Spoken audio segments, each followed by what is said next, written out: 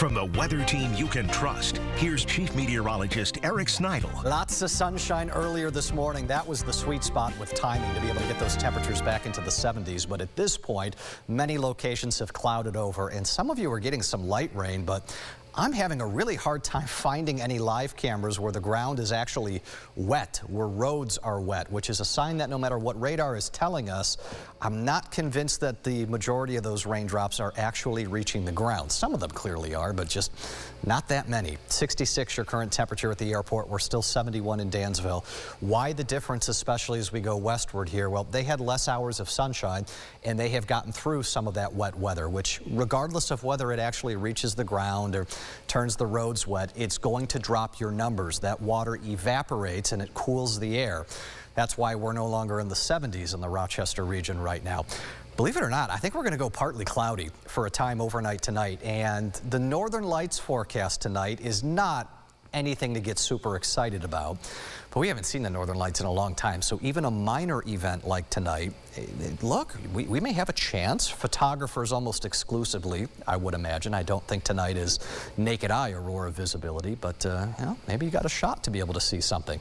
Doesn't feel like there's going to be a window afforded us right now. That's fairly widespread wet weather that, remember, exists, but existing and actually reaching the surface can sometimes be two different things when you've got a lot of low-level dry air, which is what we have right now. Bulk of the more meaningful rainfall to a large degree has been to our north over the open waters of Lake Ontario already.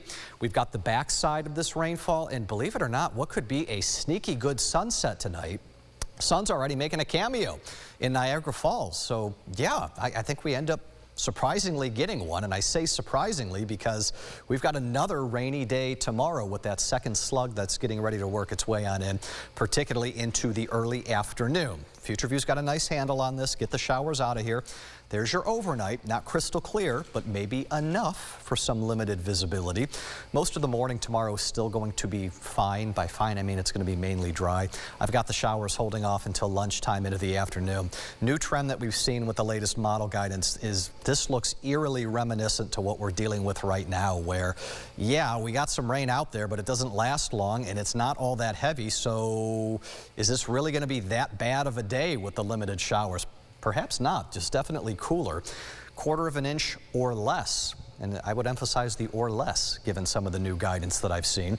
Skies will clear out in time for the start of the weekend. Saturday is mostly sunny. Highs will be in the upper 40s, a little chilly, but a good day. Otherwise, your warmer day is going to end up being Sunday.